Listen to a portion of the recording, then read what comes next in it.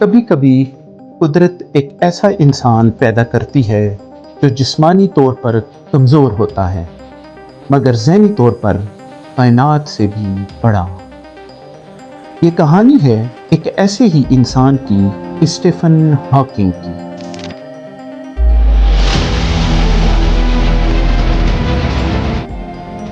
جس نے wheel chair پر بیٹھ کر آسمان کی وسعتوں کو ماپا۔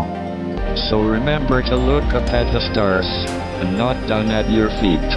Try to make sense of what you see, and wonder about what makes the universe exist. اور جس کی زبان نے دنیا کو خاموش کر دیا، حالانکہ وہ بول بھی نہیں سکتا تھا۔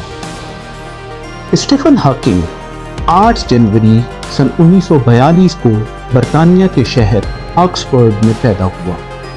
وہی دن جب مشہور سائنسدان گلیلیو کی موت کو 300 سال مکمل ہو رہے تھے۔ گویا ایک سائنسدان گیا، دوسرا آ گیا۔ بچپن میں ہاکنگ بہت ذہین نہیں سمجھا جاتا تھا، بلکہ اس کے گریڈز اور سطح کے تھے، یعنی کہ ایوریج گریڈز تھے۔ لیکن ایک چیز خاص تھی، اس کے سوالات۔ وہ ستاروں کو دیکھ کر سوال کرتا، ہم یہاں کیوں ہیں؟ کائنات کیسے بنی؟ ہاکنگ نے آکسفورڈ یونیورسٹی سے فزکس میں تعلیم حاصل کی، بعد میں کیمبرج یونیورسٹی سے ڈاکٹریٹ مکمل کی۔ اس دوران وہ کائنات کی ابتدا، بگ بینگ اور بلیک ہولز جیسے موضوعات میں گہری دلچسپی لینے لگا۔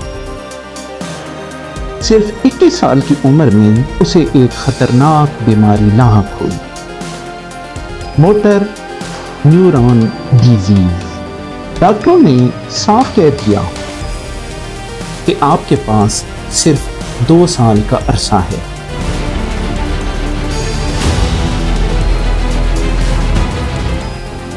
مگر ہاکنگ نے جواب دیا، اگر زندگی میں مجھے 2 سال دیے تو میں ان 2 سالوں میں کائنات کو سمجھ لوں گا۔ یہ مرض آہستہ آہستہ اس کا پورا جسم مفلوج کرتا گیا۔ وہ بول نہیں سکتا تھا، چل نہیں سکتا تھا، صرف اس کی آنکھوں میں زندگی باقی تھی اور اس کا دماغ جو دنیا کے ذہین ترین دماغوں میں شامل تھا۔ ہاکنگ نے ایسے نظریات دیے جنہوں نے سائنس کی دنیا ہلا دی، جیسا کہ black hole theory. Stephen Hawking نے ثابت کیا کہ بلیک ہولز مکمل اندھیرے نہیں، بلکہ وہ شعاعیں خارج کرتے ہیں جنہیں آج ہاکنگ ریڈیشنز کہا جاتا ہے۔ کوانٹم تھیوری اور بگ بینگ۔ اس نے کائنات کی ابتدا پر نئے زاویے سے روشنی ڈالی اور بتایا کہ بگ بینگ سے پہلے وقت اور جگہ کا کوئی تصور نہیں تھا۔ A brief history of time سن 1988 میں لکھی گئی اس کی کتاب دنیا بھر میں بیسٹ سیلر بنی۔ لاکھوں لوگوں نے پہلی بار سادہ انداز میں کائنات کو سمجھا۔